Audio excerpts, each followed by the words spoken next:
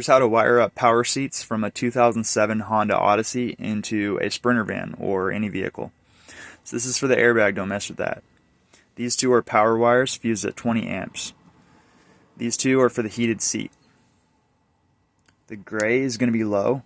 The gray and red is going to be high. I'm not sure what they're fused at, but look for my next video. This one is maybe a signal wire for the seatbelt sensor. And these ones are all ground. So this came from the van, the body, I chopped it off, so it can plug into the seat. So make sure you don't forget to get this from the junkyard. Oh yeah, okay, so my seat doesn't have DPMS, that's the driving position memory system, I think it's called, and that will it'll automatically adjust to different seat positions for different drivers.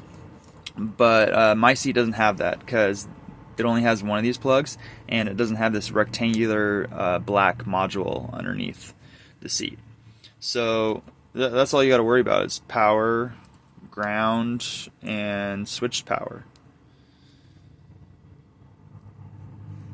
Simple as that. Enjoy.